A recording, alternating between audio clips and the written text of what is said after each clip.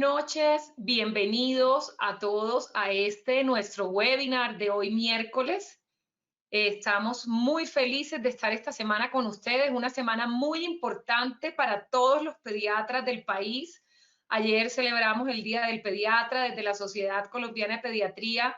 Queremos mandar un saludo muy cariñoso a todos los pediatras de nuestro país y bueno, los pediatras que están en Latinoamérica que también celebran esta semana el Día del Pediatra. Doctor Juan Fernando, feliz Día del Pediatra para usted también.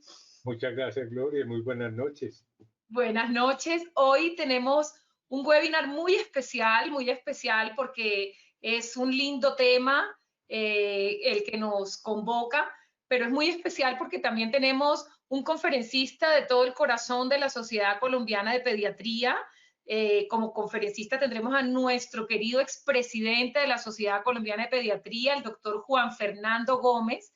El doctor Juan Fernando Gómez es pediatra puericultor, director de nuestro programa Crianza y Salud, que es nuestro canal de comunicación con todas las familias y con la comunidad en general, director de nuestra revista Crianza y Salud, y bueno, sobre todo un gran amigo y un motor importante para nuestra Sociedad Colombiana de Pediatría. La conferencia que nos convoca es El tacto y la vida humana, y hoy nos apoya con esta conferencia Johnson & Johnson, dentro de todo ese apoyo que Johnson & Johnson hace a la educación médica continua y a todos estos temas que son tan importantes, no solo para los profesionales de la salud, sino para la familia. Doctor Juan Fernando, bienvenido y muchas gracias por acompañarnos con un tema tan especial en esta noche. Muchas gracias, Gloria, por su benevolente y maravillosa presentación. Y vamos entonces a ajustar acá. Yo creo que me dice, por favor, si me están oyendo bien y si aparece la presentación. Perfecto, doctor, está muy bien, se ve perfecto. Vamos entonces a conversar unos minutos sobre el tacto y la vida humana. La motivación para esta conferencia por parte nuestra tiene que ver de alguna manera con las circunstancias que el mundo ha vivido en los últimos meses y con otra serie de motivaciones muy caras a nuestros afectos de puericultor que tienen que ver con el crecer y desarrollarse de los niños y niñas y cómo el sentido del tacto tiene una importancia determinante y fundamental como catalizador y como elemento que apoya ese apasionante proceso. Declaro conflicto de interés para esta conferencia, que trabajo como consultor científico para Johnson & Johnson. Juan Ross Carvalho, un reconocido psiquiatra español, afirmó: el hombre debe su grandeza a su extrema invalidez cuando nace prematuramente y a la necesidad que tiene de ser tutelado y acariciado. Sabemos muy bien como pediatras que los humanos nacemos en un estado de incompletud manifiesta y que se hace necesario un proceso de exterogestación, es decir, gestación fuera del útero, para unos hitos determinantes, sobre todo de nuestro desarrollo. Esa condición hace necesario entonces un cuidado muy importante, donde el sentido del tacto tiene una importancia muy trascendente. Quiero aprovechar el título de esta película del cineasta español Pedro Almodóvar, La piel que habito, para resaltar algunos elementos de la piel como órgano, habida cuenta de que es el lugar donde se aloja el sentido del tacto. Sabemos que la piel corresponde a un sexto del peso corporal, es el órgano más grande de los seres humanos y que, además de su característica de interfaz entre el cuerpo humano y el exterior, tiene una serie de connotaciones fundamentales en lo que tiene que ver con la protección no solo desde el punto de vista físico, sino inmunológico y lo que tiene que ver con lo emocional en percepciones, sensaciones y emociones, como tendremos oportunidad de verlo a lo largo de esta charla. Y como última diapositiva introductoria, quiero compartir con ustedes esta reflexión del poeta francés Paul Valéry, quien afirmó que el órgano más profundo es la piel. Esta frase, que a uno le parece aparentemente contradictoria, podemos perfectamente demostrar su veracidad y su realidad a lo largo de los hitos de las relaciones táctiles entre los humanos que vamos a analizar enseguida. Recordemos de las bases de nuestra formación médica el origen embrionario de la piel.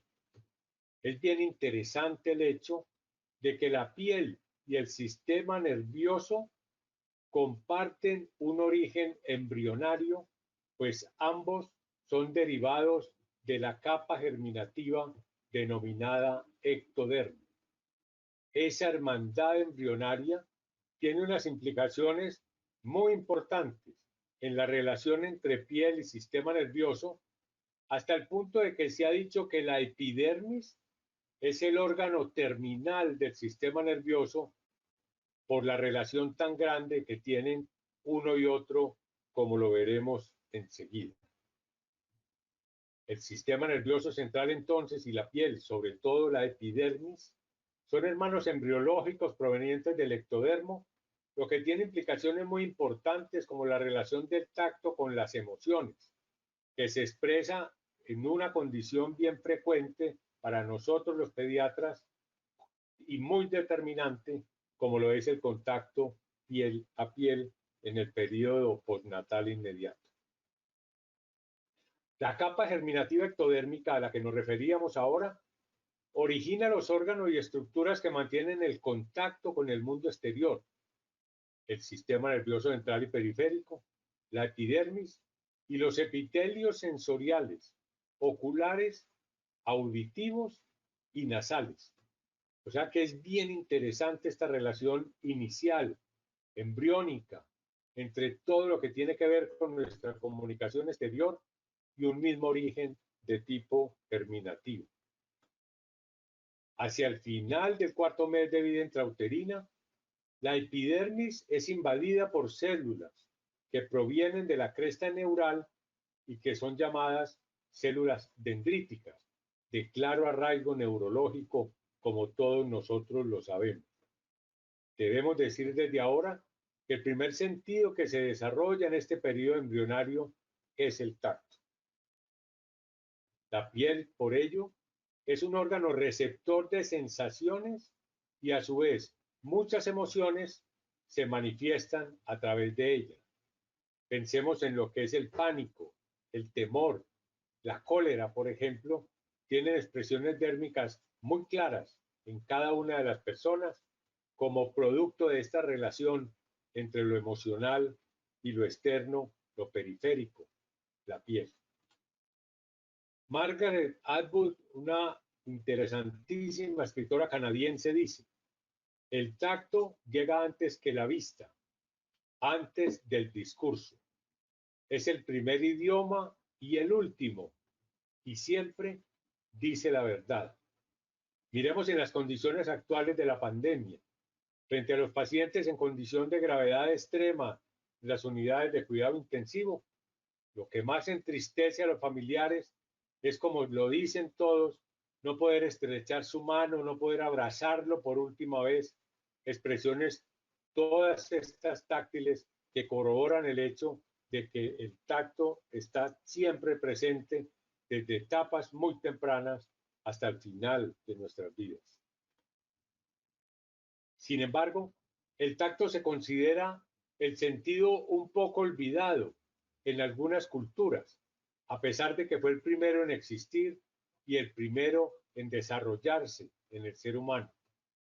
Miremos, por ejemplo, que frente a las expresiones de cercanía física, los abrazos, los saludos y los besos, por ejemplo, en las culturas anglosajonas Y en muchas de las culturas orientales, el tacto es prácticamente un sentido muy olvidado, a diferencia de que ocurre, por ejemplo, en nuestras culturas latinas, donde el abrazo, el saludo, el beso son fundamentales en las relaciones interhumanas y expresan una gran cantidad de sentimientos que de otra manera no seríamos capaces de hacerlo de una manera tan efusiva y tan eficiente. Boris Cyrulnik, el neuropsiquiatra famoso, gran estudioso de la resiliencia en el mundo, tiene una frase muy bella que quiero compartir con ustedes. Dice, no basta hacer que un niño nazca, también hay que traerlo al mundo.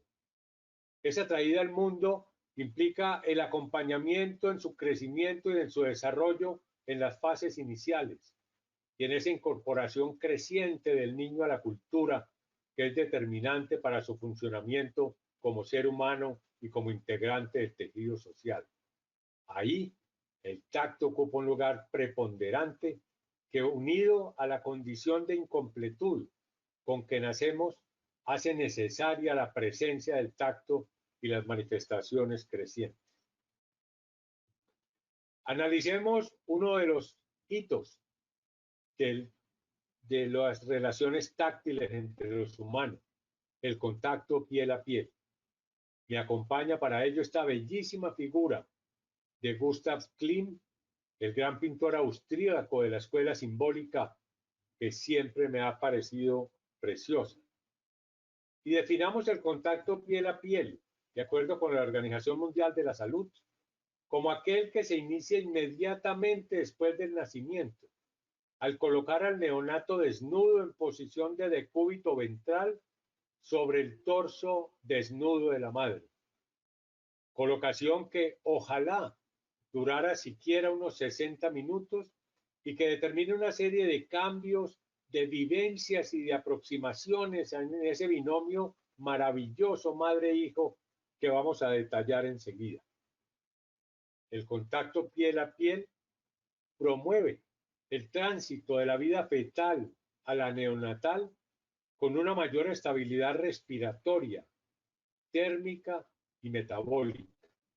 Recordemos que el momento de nacer es un momento complejo, es un momento de muchos ajustes fisiológicos que va a determinar una vulnerabilidad alta, donde al brindar condiciones de protección como las que estamos describiendo aquí, vamos a permitirle a ese nuevo ser una adaptación mucho mejor y mucho más segura y tranquila. Al mejorar la estabilidad fisiológica por el contacto piel a piel en el vulnerable periodo postnatal, aumentan las conductas de apego y se fomenta el amamantamiento promovido por el recién nacido. Hay estudios muy claros que demuestran que lo que es inmenso el favorecimiento para todo el proceso de amamantar si se ha tenido contacto piel a piel en los procesos postnatales inmediatos. El contacto piel a piel está demostrado que genera disminución de las hormonas del estrés. Es algo bien importante, no solo para la madre, sino, y bien fundamental, para el neonato. El contacto piel a piel crea la sincronía térmica, un término bellísimo que define un proceso mediante el cual la temperatura del tórax materno calienta la piel del niño. O sea que esa transferencia térmica que ocurre entre la madre y el recién nacido va a ser un factor estabilizante que los pediatras y las enfermeras sabemos muy bien. Si no se maneja de manera adecuada el factor temperatura, puede ser desencadenante de procesos metabólicos bien importantes que van a alterar la calidad de estas primeras horas de vida. Además, el contacto piel a piel aumenta los niveles de oxitocina, la hormona aquella del apego, del afecto, de la vinculación, lo que promueve los comportamientos de apego materno. Algo perfectamente demostrado. Aquí les comparto unas bibliografías consultadas que muestran lo apasionante de todas estas ocurrencias promovidas por una sensación táctil. Academia Americana de Pediatría tiene su posición sobre el contacto piel a piel así: los niños saludables deben quedar en contacto piel a piel con su madre, inmediatamente después del parto y hasta la primera amamantada. Dicho contacto le aporta al niño estabilidad fisiológica, calor y favorece la primera alimentación. Ojo, los demás procedimientos pueden perfectamente aplazarse, porque los pediatras sabemos muy bien que la inercia administrativa de los quirófanos y de las salas de parto a veces hacen complicado y difícil una práctica tan trascendente y tan necesaria y determinante como es el contacto piel a piel. En el proceso de abogacía que como pediatras tenemos que hacer siempre y que debe acoger también al binomio madre-hijo, tenemos que luchar de una manera denodada al lado de los obstetras para que estas normas se cumplan y permitan estos ajustes iniciales que son de verdad trascendentes en la vida de los seres humanos. Miremos el contacto piel a piel en estos nuevos tiempos de pandemia y de estrés para todos nosotros. Cuando uno consulta las posiciones de los organismos a los que nosotros vivimos adscritos, como la Organización Mundial de la Salud, la Organización Panamericana, las grandes asociaciones pediátricas, incluyendo la nuestra y nuestro Ministerio de Salud, vemos que de todas maneras la tendencia y el propósito es a mantener el contacto piel a piel aún en condiciones de pandemia. Por ejemplo, en el caso específico de la madre COVID positiva, asintomática, se insiste que el contacto piel a piel debe hacerse al igual que el alojamiento conjunto y la estimulación temprana del amamantamiento que debe persistir todo el tiempo. Eso sí, con las protecciones que conocemos de la mascarilla materna, etcétera, pero sin que sufra ningún deterioro esta práctica tan fundamental. Y en el caso de la madre positiva y sintomática, todo depende de la condición clínica de la madre, con la tendencia a fomentar hasta el máximo la cercanía con su hijo, con los protocolos de cuidado, pero cuando el estado de la madre no lo permita y deba requerir una hospitalización diferente, la actitud de obtención del calostro y de la leche materna para dársela a su hijo sigue siendo permanente y común en todos los organismos y en todas las experticias que nosotros consultamos. O sea que la idea, queridos colegas, es mantener este contacto aún en estos tiempos difíciles, con las salvedades que hemos dicho y la capacidad que como profesionales debemos tener para tomar decisiones cuando las situaciones así lo requieran. Pasemos ahora a la importancia del tacto en la vinculación afectiva madre-hijo, la relación más importante que los seres humanos logramos en nuestras vidas y donde el acto de tocar, de sentir la cercanía por parte de los protagonistas de este maravilloso binomio son absolutamente necesarios.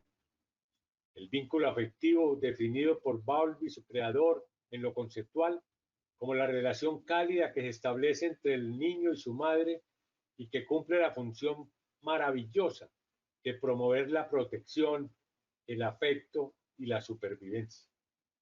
Todo lo que hagamos nosotros, como pediatras y personal de enfermería, que ojalá nos esté viendo y escuchando, por mantener esa cercanía total entre la madre y el hijo, en estas horas y días sagrados postnatales, es absolutamente fundamental para favorecer esta vinculación afectiva que nos va a acompañar para el resto de nuestra vida. Encontré hace muchos años una definición bellísima del vínculo afectivo con respecto a la madre en un proverbio ruso que dice que nadie hace por un sueldo lo que una madre hace gratis. Yo creo que esa vinculación es algo que nos acompaña y que va a ser para todos nosotros algo de verdad muy trascendente. La liberación pulsátil de oxitocina, promovida por el contacto físico, por el amamantamiento, por todos aquellos elementos relacionales, que promueve en la madre sentimientos de amor hacia su cría, así como bienestar, confianza y un excelente nivel de autoestima, lo que se sabe que podría aumentar el riesgo de maltrato infantil, habida cuenta de que la madre se siente plena en su función de madre y que un niño querido, un niño que se siente amado, va a ser un excelente sujeto de la crianza. Todo en la vida empieza con el apego, entendido como esa conexión emocional que los niños establecen con sus cuidadores primarios y donde el contacto físico es fundamental. Pero ese apego no es exclusivo de la madre y lo vemos también en los padres que cada día ganamos más participación y más protagonismo en estos momentos fundamentales del alumbramiento y los días postnatales, y vemos en esta preciosa figura esa mirada padre-hijo que me hace recordar un verso bellísimo de Gustavo Adolfo Bécquer cuando dice que hay miradas que realmente son verdaderos abrazos. O sea que estas son también vinculaciones bellísimas que nos van a acompañar por el resto de nuestra vida. La Organización Mundial de la Salud afirma que para crecer y desarrollarse, los niños y las niñas necesitan estimulación y cuidados. Vamos a referirnos a la estimulación. La estimulación táctil es la expresión de que el tacto es uno de los sentidos más desarrollados al nacer, porque los niños son receptores inmensos de todas estas estimulaciones, habida cuenta de que sus órganos efectores del tacto ya han alcanzado un nivel bien importante de su desarrollo al momento de nacer. La estimulación táctil asociada a la olfatoria genera un aumento en la capacidad de respuesta cognitiva de los niños. Recordemos que el estímulo olfatorio es el único que va directamente al sistema nervioso central y por eso sabemos que las fragancias, por ejemplo, tienen una capacidad evocadora muy grande, habida cuenta de que su camino es directo hacia niveles específicos del sistema nervioso central. Recordemos que el niño rápidamente aprende y distingue el olor de su madre y de su leche, hasta el punto de que hay estudios que muestran que cuando un niño está agitado y la madre no está presente, el colocar cerca al niño una prenda utilizada por su madre tiene un factor calmante que se ha podido establecer en seguimientos muy bien llevados. O sea que ese desarrollo de la capacidad olfatoria, unido al desarrollo táctil, constituyen una sinergia bien interesante que va a aumentar de una manera importante la capacidad cognitiva y perceptiva de los niños a edades tan tempranas. Los estímulos físicos y táctiles llevados a cabo entre la madre y su recién nacido o entre la ausencia de la madre del cuidador frecuente y persistente son de gran relevancia para el futuro neurodesarrollo de los niños. Las caricias, dice Fred Leguayer, a quien todos conocemos por aquello del parto natural y de la nutrición afectiva, que las caricias, los contactos piel con piel y los masajes, todo ello alimenta al niño. Es un alimento tan necesario como las vitaminas, los minerales y las proteínas. Recuerden los famosos estudios de deprivación afectiva, iniciados por Spitz hace mucho tiempo, donde demostraban que niños a quienes se les suministraba lo que necesitaban desde el punto de vista físico, pero que no tenían todos aquellos aportes afectivos que transmitían amor, ternura, compromiso, eran niños que crecían mal y muchos llegaron a fallecer en el contexto del famoso síndrome de deprivación descrito por René Spitz. La terapia del masaje en los niños es algo que ha tenido un desarrollo creciente. Se sabe que promueve un mejor desempeño en los hitos del desarrollo infantil, favorece en el caso de los pretérminos el aumento de peso y facilita una alta más temprana.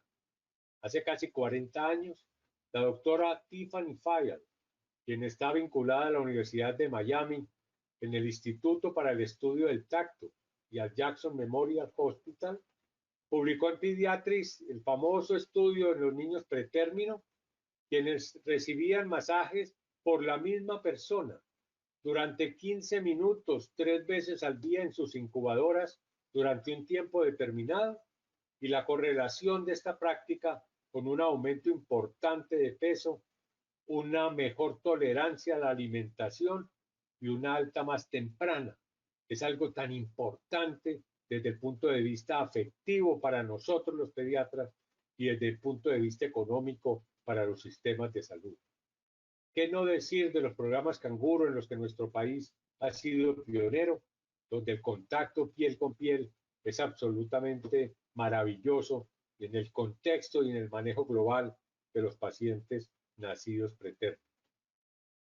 La estimulación táctil mediante masaje, se sabe, y aquí tenemos la bibliografía, reduce el nivel de cortisol en saliva, que es un reconocido marcador de estrés, y aumenta la actividad vagal y la motilidad gástrica, lo que promueve el aumento de peso. Una lectura de hace 2 o 3 días en la preparación de esta conferencia decía que casi en el 40% de las unidades de cuidado intensivo neonatal en Norteamérica se tienen algunos enfoques importantes del masaje en el contexto global de afrontamiento de estos niños. Miremos los efectos hormonales del contacto físico, del cual el masaje puede ser una expresión. Lo decíamos ahora, disminución de la concentración de cortisol y aumento en las concentraciones de oxitocina, que tiene tanto que ver con el apego y la vinculación afectiva, y el aumento de las concentraciones de serotonina y dopamina, las hormonas del bienestar, que juegan un papel bien importante en estos procesos adaptativos, que no son siempre fáciles. Habida cuenta que, como lo hemos dicho varias veces, la llegada de un hijo de alguna manera sacude una estructura familiar y obliga al desarrollo de una serie de mecanismos adaptativos para celebrar y adaptarse a esta maravillosa vivencia de la llegada del hijo. Bien interesante es el concepto del microbioma. Sabemos que en los últimos años ha presentado unos desarrollos bellísimos a distintos niveles corporales, de lo que implica el microbioma, referido como el conjunto de genes presentes en la totalidad de células microbianas que residen en nuestro cuerpo y que se considera para muchos investigadores como un segundo genoma. Este concepto del microbioma cambió la idea de los microorganismos como entes aislados y silenciosos hacia la de actores relacionados y dialogantes en el proceso salud-enfermedad. Sabemos los inmensos desarrollos del microbioma a nivel intestinal, y qué no decir de los desarrollos crecientes del microbioma a nivel de la piel. Sabemos que la constitución de este microbioma se inicia tempranamente, cuando cayó el concepto de que el medio ambiente uterino ya no era un ambiente estéril, y que empiezan a aparecer de alguna manera algunas bacterias favorables que van a ir constituyendo este contexto del microbioma. Se sabe también que la constitución del microbioma depende de la vía del parto, y que no es igual si el parto se hace por vía vaginal o por intervención cesárea, inclinándose mucho más las investigaciones hacia las bondades de la vía vaginal. Y se sabe también que el microbioma de los niños es cambiante, a diferencia del microbioma de los adultos, que es mucho más estable, y por ello y por ser cambiante, el microbioma de los niños necesita ciertos elementos de protección. Hoy hay investigaciones en curso que apuntan, todavía están en curso, a que muchas rutinas de contacto tienen que ver con el desarrollo ampliado del microbioma en cuanto a la población microbiana y a elementos de su función, como puede ser la capacidad inmunológica para la prevención de infecciones, y algo bien interesante que apenas se insinúa hoy por hoy en la prevención de la expresión clínica de la dermatitis atópica. Son apenas momentos de desarrollo investigativo, pero que prometen mucho dentro de este nuevo contexto del microbioma, que ha sido un aporte de verdad apasionante en lo que tiene que ver con la barrera protectora de la piel y elementos neurológicos y preventivos a muy largo plazo. Bien interesante también es la función del tacto en lo que se ha llamado la estimulación multisensorial. El tacto, como lo decíamos ahora, algunos lo han tenido un poco olvidado. Recuerden que en el bachillerato a uno le decían los sentidos son la vista, el oído, el olfato, el gusto y el tacto, se decía en ese entonces. Hoy en día el tacto ha adquirido una importancia muy grande, puesto que es ya un sujeto de estudio, de análisis y de investigación.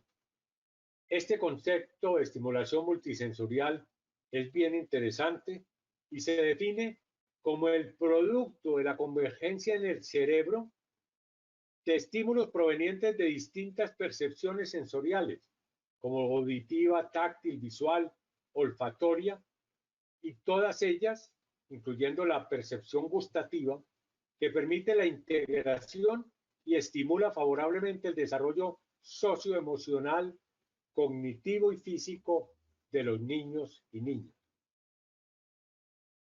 El concepto muy interesante desde el punto de vista multisensorial es que la sumatoria de cada una de estas estimulaciones, si se hiciera individual, es inferior a la sumatoria de estímulos que ocurren si se hace simultáneo.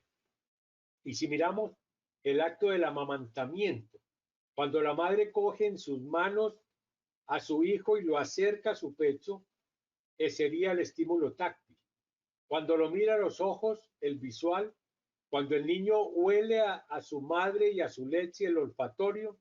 El gustativo estaría resuelto con el acto de succionar la leche materna, y la estimulación vestibular se daría en primer lugar con los movimientos que usualmente la madre hace mientras amamanta, y si le canta una nana durante ese proceso, estaríamos estimulando todos los sentidos de una manera sinérgica, lo cual representa, y está medido ello, una sumatoria estimulante a nivel cerebral en momentos de la vida de los niños en que es absolutamente trascendente y necesario.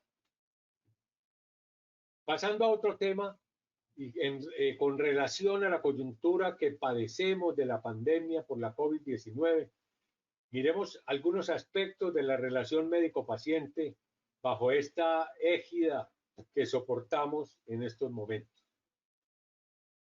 Siempre ha sido la relación médico-paciente una relación fundamentalmente táctil, y así ha sido, y así nos formamos, y hasta hace pocos meses este era el ejercicio clínico que hacíamos todos los días en nuestros consultorios y en las instituciones donde hemos trabajado. Hoy, esta situación de pandemia, como muchas otras que ocurren en la humanidad, que antes se pensaba que cambiaban el curso de la historia, se ha visto en los últimos tiempos que el análisis de los historiadores está más a favor de que aceleran el curso de la historia. Y lo que ya veíamos sobrevenir en nuestra relación con los niños, donde lo táctil era fundamental, era la llegada de la telemedicina y la telesalud, con todas las inmensas bondades que tiene, en lo que podemos insinuar, con equidad, con acceso a la salud, con justicia social para aquellas personas que no pueden tener cerca y al frente a un médico, por ejemplo, y con el hecho de poder discutir y analizar un caso difícil por parte de especialistas en tiempo real y tomar decisiones que favorezcan a los pacientes. Pues bien, podemos ver cómo en los últimos meses el trabajo nuestro como pediatras nos catapultó a la telemedicina y a la telesalud de una manera bien importante y con la idea muy clara de que este tipo de medicina llegó para quedarse.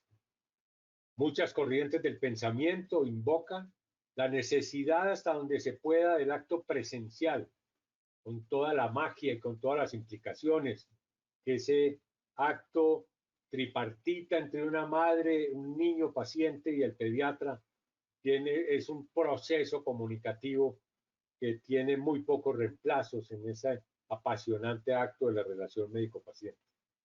Pero todas las bondades que tiene son cosas para las que no tenemos en su afrontamiento todas las respuestas, pero que nos obligan a nuevas formas de pensar, de mirar y de trabajar, para las cuales se irán adquiriendo e iremos todos adquiriendo los aprestamientos necesarios para llevarlo a cabo. Entre las preocupaciones actuales de la pandemia que padecemos nosotros, como pediatras con referencia a los niños, tenemos la preocupación del impacto en el desarrollo por el distanciamiento no solo físico, sino social que está ocurriendo en nuestros niños. Todos sabemos que los niños fueron los primeros a quienes se confinaron y los últimos en salir al exterior. Todavía estamos discutiendo si pueden salir o no, con razones de todos los lados, a afrontar su educación presencial. Esto tiene unas implicaciones muy grandes, presentes y futuras en el desarrollo emocional y social de nuestros niños, y es algo que como pediatras debemos ir afrontando con un carácter prospectivo y ojalá preventivo, para que podamos disminuir estas secuelas que son evidentes y preocupantes. Si algo ha hecho esta pandemia es producir una resignificación del contacto físico entre los seres humanos, que en concepto de los expertos puede cambiar la proxémica. La proxémica es la disciplina que estudia las distancias entre los seres humanos para hacerlo lo más armónico y lo más efectivo posible en esa relación.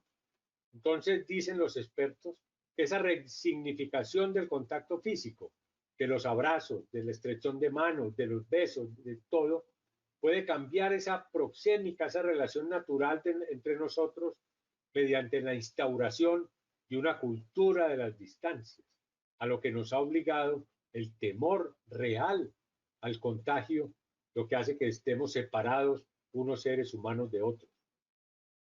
Muchos dicen que esta separación no llegará a trascender de manera total, pero otros dicen que no volverá a ser la misma la aproximación interhumana que teníamos hasta hace unos 4 o 5 meses, la que tenemos ahora y la que iremos a tener en el futuro.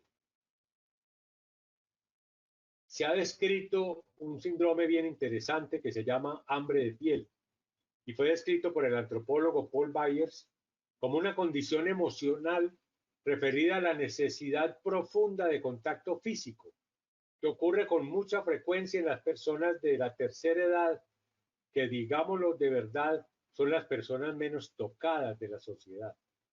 Es decir, esta sensación es muy frecuente en el anciano, por ejemplo, solitario en condiciones de confinamiento, habida cuenta de su mayor vulnerabilidad, determina esa sensación urente de hambre de piel, de contacto, de que alguien le dé la mano, de que alguien lo abrace, situación que muchos hemos vivido y entre los que yo me cuento, que uno a veces añora y siente nostalgia de no poder saludar de abrazo a sus amigos, a la gente importante por quien siente afecto y cariño, porque las condiciones epidemiológicas no lo permiten. Todas estas cosas están por analizarse a futuro y mirar qué consecuencias y qué enfoques podemos tener frente a ellas. Quiero terminar con estas 3 últimas diapositivas. Esta siempre me ha parecido muy bella y se refiere a que el contacto va mucho más allá de la piel. Hay una connotación afectiva, emocional, determinante, desencadenada por el contacto, que establece unas relaciones trascendentes, a veces invulnerables, que nos acompañan por el resto de la vida y que se alimentan de nuevos y repetidos contactos. 2 reflexiones finales. Esta es de Catherine Lecuyer, quien es una gran estudiosa del desarrollo infantil, canadiense, afincada en Barcelona y que nos visitó el año pasado, que ha escrito un libro bellísimo que se llama La educación en el asombro y que es una de nuestras mentoras pedagógicas en la puericultura actual. Dice Catherine Lecuyer, si algo ha quedado claro ahora en esta pandemia, es la importancia de la corporalidad, de la presencia. Si antes la virtualidad era símbolo de estatus y de poder.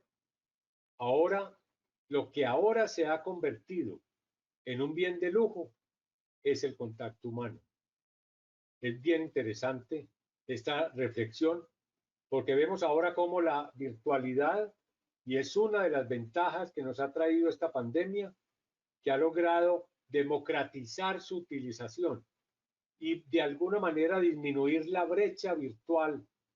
Y hay intenciones grandes de que esa brecha disminuya cada vez más, pero nos ha robado algo muy importante esta pandemia, que es el contacto humano, que hoy lo añoramos como añorábamos la virtualidad hace muy poco tiempo.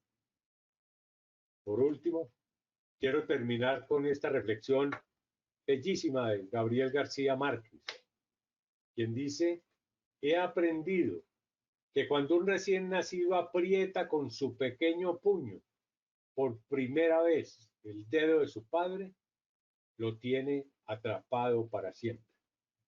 Yo creo que esta vivencia que el maestro nos muestra de una percepción táctil, quienes somos padres y quienes son madres, saben muy bien que este primer apretón es algo que nos implicó el más bello, el más apasionante y no el más fácil compromiso de nuestras vidas, que es el acompañamiento trascendente a nuestros hijos e hijas a lo largo de toda nuestra existencia.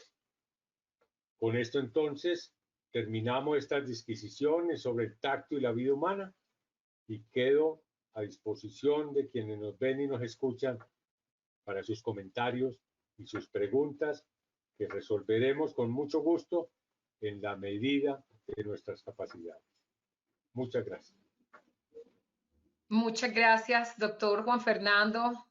Excelente la conferencia, muy emotiva además en estos tiempos donde realmente, como usted lo decía, el contacto piel a piel se convierte realmente en un lujo que nos queremos dar, que queremos tener con nuestros hijos recién nacidos, pero realmente no solo con ellos, sino con los padres y con tantas personas que nos rodean.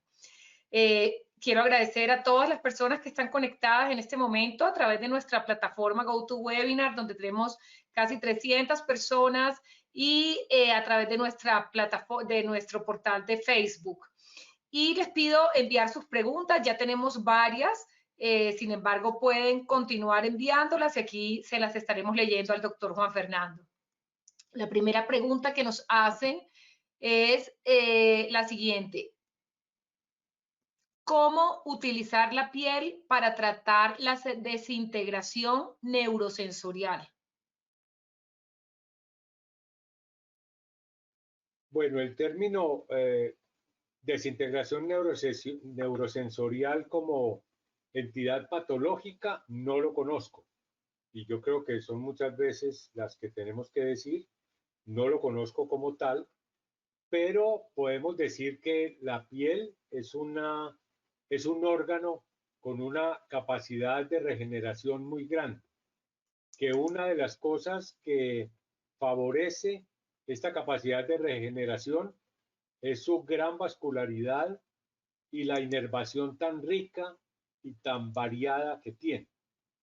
Todos sabemos que en condiciones físicas de deterioro, laceración y aún destrucción de la piel, se pueden brindar elementos rehabilitadores de muchas índoles que van a ayudar por lo menos a recuperar parcialmente la salud perdida y las expresiones que del compromiso de la piel se pueden derivar en un momento determinado. Hoy vemos avances muy grandes desde el punto de vista neurológico, de neurointervención, desde el punto de vista fisioterapéutico y desde el punto de vista quirúrgico, con nociones claras de microcirugía, etcétera, que pueden ser para condiciones de daño o de desventaja como la que se describe, pueden ser bastante esperanzadoras. Pero no conozco con profundidad específicamente el síndrome que nos pregunta. Gracias, doctor. Nos preguntan también qué implicaciones tiene la piel en el proceso cognitivo. Son muy grandes. Definitivamente, el tacto es pluripotencial. El tacto como expresión de socialización es fundamental y todos los procesos cognitivos se enriquecen o se desfavorecen si mediante la utilización de los sentidos. O sea que el papel de la piel es fundamental. No podríamos decirlo de una manera individual específica. Y ahí, por ejemplo, el contexto de estimulación multisensorial gana mucho terreno porque permite una sinergia, una potenciación de estímulos que van a llevar en estos primeros años de la vida al establecimiento de una serie de circuitos reverberantes desde el punto de vista neuronal que se van a traducir en un funcionamiento cognitivo óptimo que depende en gran medida de las edades en que se establezca. Recordemos que los estudios y los análisis dicen que la inteligencia global del ser humano está prácticamente establecida hacia los 5 años de vida y por ello, más aún los 3 primeros años, se convierten con el concurso del tacto y de todos los sentidos en verdaderos catalizadores del desarrollo cognitivo, que es lo que va a marcar de manera fundamental nuestra expresión, nuestro discernimiento y nuestro razonamiento para afrontar la vida en las mejores condiciones posibles. Gracias, doctor. Nos preguntan qué estrategias se pueden implementar en las instituciones de salud para incentivar el contacto piel a piel inmediatamente nace el bebé. Lo insinuábamos en la conferencia y yo creo que una de las primeras estrategias es el conocimiento. Yo creo que cuando se hace el esfuerzo de mostrarle al personal de la salud las inmensas bondades que implica el contacto piel a piel, la trascendencia de un momento que es irrepetible, ojo con eso, es un momento vivencial prácticamente irrepetible en cuanto a la calidad de sus efectos. Puede, obviamente, el contacto puede hacerse después, pero no es igual al momento exacto de la vida postnatal. Entonces, cuando se logra un nivel de motivación grande, específicamente con el personal de enfermería y el personal administrativo, es algo bien importante. Y además, la generación de políticas. Yo creo que la intencionalidad política frente a este momento o a este procedimiento del contacto piel a piel es fundamental. Y ahí, por ejemplo, los hospitales universitarios, las instituciones académicas, son elementos muy importantes porque quienes egresen y conozcan las bondades del procedimiento van a ser replicadores en las instituciones a donde llegan. Yo creo que es un esfuerzo al cual debe sumarse también la voluntad política de las instituciones, que sea algo más que una buena intención de un personal administrativo, que llegue a ser parte, como es la aplicación de la vitamina K, como son las maniobras de reanimación, como es todo aquello del diario vivir en las salas de parto, para que así lo incorporemos como espacio necesario y posible de algo que es bien importante a lo largo de la vida. Gracias, doctor. Por acá tenemos una pregunta de Janet Moreno, una enfermera, un saludo muy especial de la Sociedad Colombiana de Pediatría a todas las enfermeras que siempre también nos acompañan en nuestros webinars y en los espacios educativos de la sociedad. Nos pregunta Janet, ¿qué importancia del contacto piel a piel minutos después del nacimiento? ¿Cuál es la importancia del contacto piel a piel minutos después del nacimiento? Y sigue diciendo, en realidad, en este momento se está permitiendo en las salas de parto debido a la alta tasa de nacimientos diarios por institución? Sí, resumiendo muy rápidamente, la importancia fundamental del contacto piel a piel es, en primer lugar, generar condiciones óptimas de adaptación fisiológica para el niño, que bastante lo necesita en esos momentos, y generar una serie de vinculaciones que tienen que ver con lo táctil, que se van a traducir, por ejemplo, en el aumento de hormonas favorecedoras de la vinculación afectiva, promotoras del amamantamiento afectivo, efectivo y trascendente a lo largo de los meses siguientes. Va a producir en la madre y en el recién nacido disminución importante del estrés, estabilidad térmica, una gran cantidad de elementos que son muy favorables, que no tienen ningún costo, porque no hay que aplicar cosas raras, aditamentos raros, y que van a generar una serie de elementos muy, muy favorables. Debemos decirlo, hay situaciones y condiciones donde instaurar estas técnicas puede ser menos fácil que en otras, pero posible en todas, posible en todas.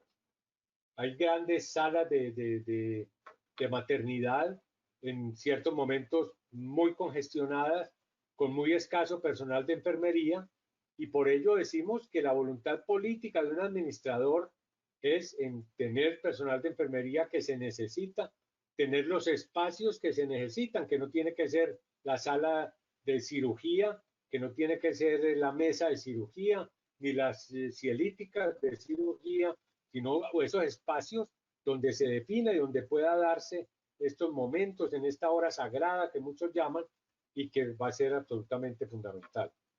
Entonces tiene que ser una sumatoria de conocimiento de las bondades, actitud personal y actitud institucional, los que van a dar como resultado una instauración de esta práctica.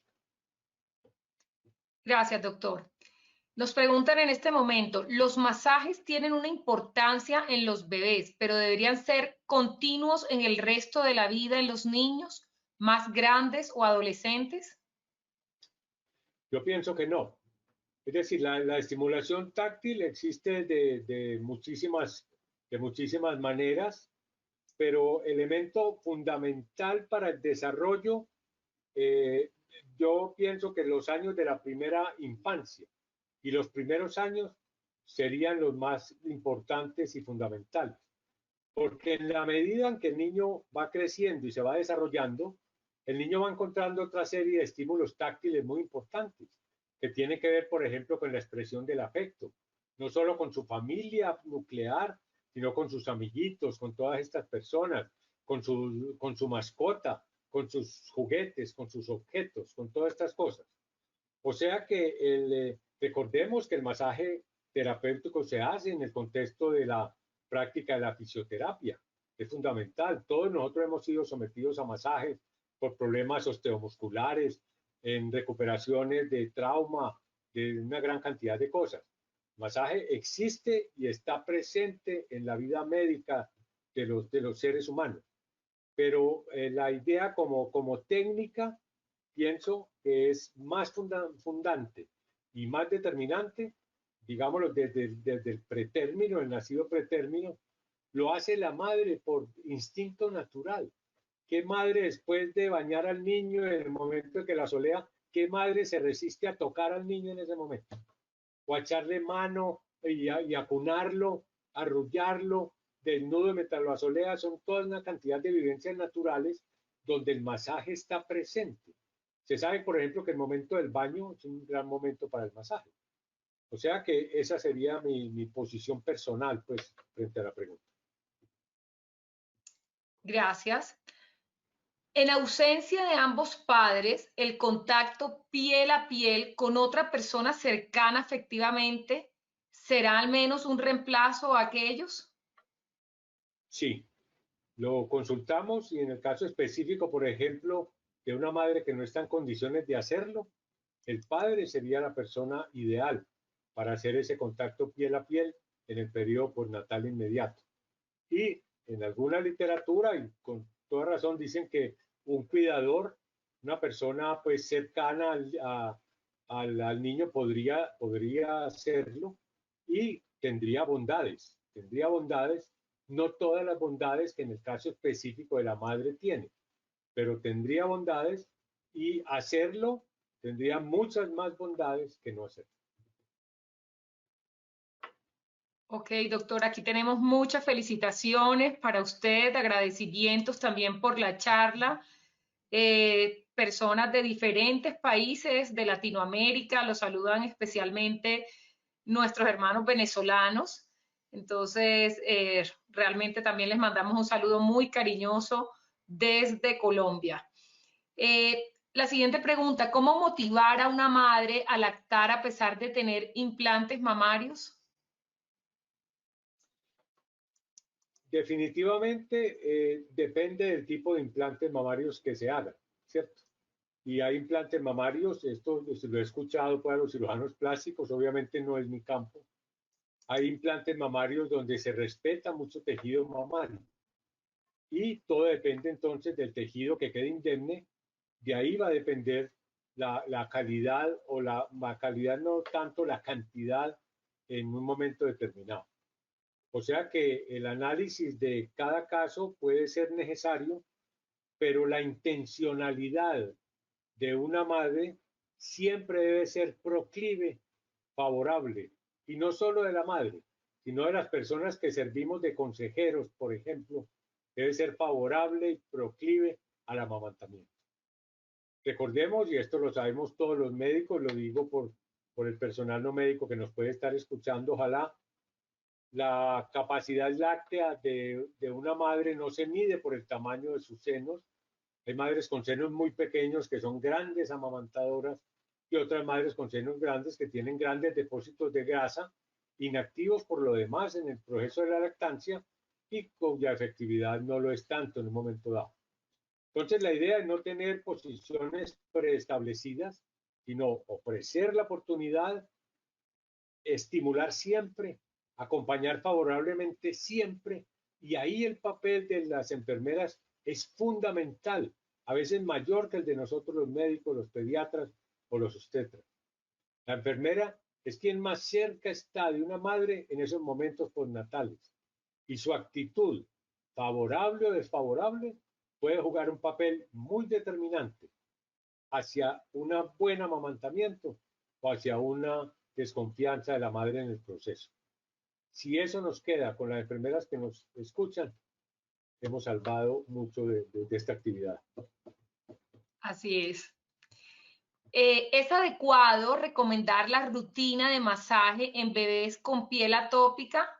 En ese caso, ¿con qué producto? ¿Crema hidratante, aceite mineral? No recomiendo, obviamente, no recomiendo ningún producto en especial. Sé que se han utilizado muchos productos, muchos de ellos vegetales, y algunos de estos vegetales, por ejemplo, no son muy favorables. Leí, por ejemplo, que en algunas partes se utiliza el aceite de mostaza, que es relativamente irritante. Y frente a una piel atópica, que ya trae una tendencia inflamatoria establecida, debemos utilizar, ojalá, los compuestos que menos elementos químicos potencialmente irritantes tengan, los que sean más naturales posibles, pero en específico no recomiendo un producto en especial. Gracias, doctor. A través del colecho mantenemos también un contacto piel a piel. ¿Hasta qué edad es recomendado este? Tengamos muy presente que el colecho es una de las tensiones del conocimiento grandes en estos nuevos tiempos y que hay personas muy favorables al colecho, inclusive durante muchos años, hasta 8 o 9 años de edad, y otras escuelas que no lo hacen tan favorable. En nuestro grupo de puericultura en la Universidad de Antioquia estuvimos 2 meses discutiendo las bondades y las vivencias del colecho, la literatura, analizándola, y vemos que las posiciones con respecto a él tienen cierto grado de eclecticismo, es decir, que se invocan las bondades y las probables dificultades que pueda tener el colecho. Entre las bondades está el hecho real de que se favorece el proceso de lactancia natural, de amamantamiento. Eso es algo que se reconoce plenamente y es bien importante. Y si nosotros defendemos el contacto piel a piel, con énfasis en nuestra conferencia de hoy en el periodo postnatal inmediato, pero con grandes bondades a lo largo de estos primeros años, podríamos decir también que tiene bondades esa cercanía tan importante. Hay limitaciones muy grandes, como lo que tiene que ver con la obesidad materna extrema, con la fatiga materna, que es algo que acompaña, quien ha sido madre sabe muy bien, con un niño de 3 meses, qué nivel de fatiga maneja durante la noche, las madres que tienen que ingerir medicamentos que producen sueño, el hábito de fumar, que es deletérea en las condiciones de colecho, por ejemplo, y en los hábitos como el alcoholismo, por ejemplo, y obviamente la drogadicción. O sea que tener una posición taxativa del colecho, sí o no, no la tenemos, producto de las discusiones y la profundización que hemos hecho. Si la pareja es la determinante en estas decisiones, decisión que debemos respetar, debe estar informada de lo que dijimos y tomar su decisión y nosotros apoyarla. Ya en cuanto a la duración, sí hay conceptos variables. Hay conceptos variables, hay culturas de colecho muy prolongado, como la cultura japonesa, por ejemplo. Hay quienes dicen que los niños pueden crecer más seguros si tuvieron un colecho prolongado, otros piensan que no, que la crianza es un camino progresivo hacia la autonomía y un colecho con un niño de 9 o 10 años puede mostrar contrastes en esa eventualidad. O sea que en esto se trata muchas veces de no traer verdades, sino traer dudas, y ahí les dejo estas dudas con mucho gusto para que ustedes tomen una decisión. Gracias, doctor. Otra pregunta, ¿hasta qué edad se puede hacer terapia táctil o es productiva? Es variable, es decir, en la medida en que se van incorporando a la vida de los niños otra serie de estímulos visuales, auditivos, olfatorios, gustativos y táctiles, esa sumatoria de estímulos que se va generando, producto de que el niño ya se sienta, sonríe, tiene comunicación inicialmente no verbal, gatea, camina, habla, ya esa sumatoria, esa gran cosmogonía de estímulos y de elementos, pues va poniendo en su punto otra serie de elementos fundamentales. Pero lo táctil no desaparece nunca. Me refiero más al hecho de decir que se debe tener una cosa programada hasta los 7, 8, 10 años. No, porque el ser humano en ese camino hacia la autonomía, en ese crecimiento cognitivo, emocional, afectivo y de acuerdo con la cultura, que esto es bien importante, que la cultura formatea, digamos, de alguna manera el diario vivir de su comunidad y de su sociedad, va encontrando todos los caminos que los lleven a un desarrollo pleno, donde lo táctil nunca desaparecerá, pero entrará a jugar con otra gran cantidad de elementos. Gracias, doctor. Tenemos una pediatra de Argentina que, digamos, no nos hace una pregunta, sino que nos aporta su conocimiento contándonos que en el parto por cesárea es cuando más se dificulta el contacto piel a piel, tanto por el ambiente hostil del quirófano, la temperatura, la posición de la madre, y luego la madre adolorida muchas veces también se resiste a mantener el contacto piel a piel luego del amamantamiento. Entonces, le agradecemos a la doctora María de los Ángeles su aporte desde Argentina. Tiene toda la razón la doctora. Y, por ejemplo, ahí se invoca que el padre haga ese contacto y va a ser bien importante también para el padre ese posicionamiento y esa intervención. Totalmente de acuerdo con lo que plantea la colega. Nos preguntan, doctor, a nivel de neurodesarrollo, ¿cuál es el efecto de la posición canguro en el prematuro? Bueno, tenemos especialistas en canguro en nuestro país que tal vez aquí nació prácticamente la propuesta del programa Canguro y lo que uno mira con respecto, yo no he manejado en lo personal programas Canguro y tengo unos colegas sabios en lo que tiene que ver con ellos y si alguno nos estuviera escuchando sería muy bueno escuchar su opinión.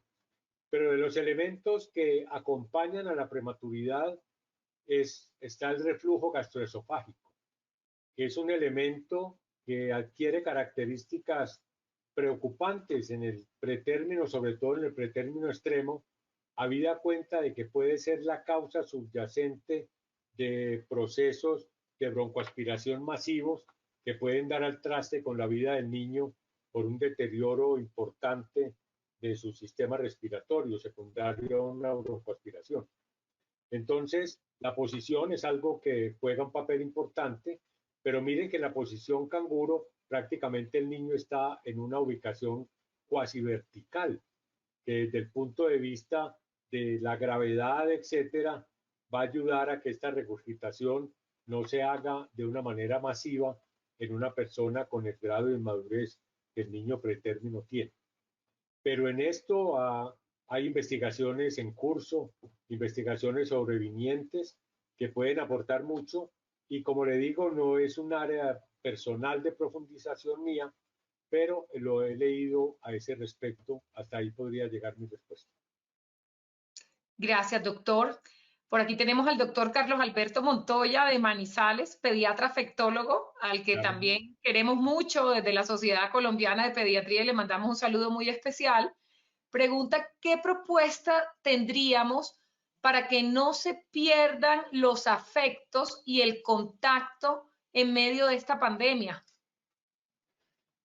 Sí, esa es una maravillosa pregunta, la de nuestro gran amigo, y ya se empieza a hablar en el contexto de lo que decíamos ahora de la proxémica y en el contexto de nuevas alternativas. Alguien decía que el distanciamiento físico tenemos que irlo resolviendo con una aproximación humana, más humana de la que hemos tenido hasta ahora. Y recordaba yo ese bellísimo poema de Gustavo Adolfo Bécquer, que decía que podíamos amarnos mirándonos a los ojos, que hay miradas que abrazan y que hay cosas que pueden establecer unas relaciones vinculares que no suplanten, porque no veo que sean capaces de suplantarla, pero que por lo menos nos ayuden a relacionarnos de una mejor manera a pesar de la distancia física, porque en adultos no hablamos de distancia social, ese término es terrible para nosotros, pero a pesar de la distancia física. Ese sería mi aporte y veo que es algo a lo que nos vamos a tener que dedicar y en los que un afectólogo como el doctor Montoya va a tener que decirnos muchas cosas. Gracias. Tenemos otra pregunta. ¿El aislamiento secundario a la pandemia de los niños puede afectar los hitos del desarrollo? Definitivamente el aislamiento en cuanto al desarrollo tiene muchas repercusiones, repercusiones que son presentes y futuras y que tienen que ver con una gran cantidad de emociones que ha suscitado el confinamiento y sobre todo en las fases iniciales donde fue tan intenso, tan abrupto y se acompañó de un estrés generalizado en el contexto de la vida familiar. Para los niños, un buen día llegó de su escuela normal y al otro día le dijeron que no podía volver a la escuela, que no podía volver a jugar con sus amigos, que no podía volver a salir a jugar a la calle, que no podía volver donde su abuela, que sus primos no los podía visitar y el niño, de acuerdo con la edad, muchas veces no sabía por qué pasaban estas cosas. Los niños captan todo lo que ocurre a su alrededor, la tensión en el hogar, la ansiedad, el miedo, el temor, lo que se apoderó de todos en ese contexto es algo que necesariamente tiene implicaciones de tipo psicoemocional. Implicaciones que van a afectar de mayor o menor manera de acuerdo a la estructura emocional de cada niño, de acuerdo a los lazos afectivos, las vinculaciones afectivas. la capacidad de expresar sus emociones, de que encuentre quien se las valide, quien le permita comentarlas, hablar sobre ellas y donde encuentre un ambiente seguro en sus padres, en sus cuidadores, en las personas que lo acompañan. O sea que son muchísimas las repercusiones, de eso estamos seguros, pero tenemos que hacer todo lo posible, porque como dice Boris Cyrulnik, el gran estudioso de la resiliencia no se trata solo de resistir, sino también de aprender a vivir en las condiciones en que nos está tocando. Muchas gracias, doctor. De resto, muchísimos mensajes felicitándolo, agradecidos por la conferencia. Nosotros también muy agradecidos con nuestro patrocinador de esta jornada educativa, porque básicamente estos espacios, lo que son espacios educativos, Johnson & Johnson nos ha querido apoyar el día de hoy con un tema que realmente es muy especial y les agradecemos contribuir de esta forma a la educación médica continua. También queremos invitarlos a nuestro simposio internacional de actualización en pediatría, que lo desarrollaremos de forma virtual este año 2020, del 16 al 19 de noviembre. Realmente va a ser un evento de talla internacional con aliados fenomenales. Los invitamos a visitar nuestra página web. Y por supuesto, todo nuestro agradecimiento para el doctor Juan Fernando Gómez por esta magnífica conferencia, por contestar tantas dudas que se presentan y por siempre acompañar a la Sociedad Colombiana de Pediatría y a todas las familias colombianas. Doctor, muchas gracias. Un abrazo a todos, con mucho gusto y hasta una nueva oportunidad. Muchas gracias a todos y feliz noche.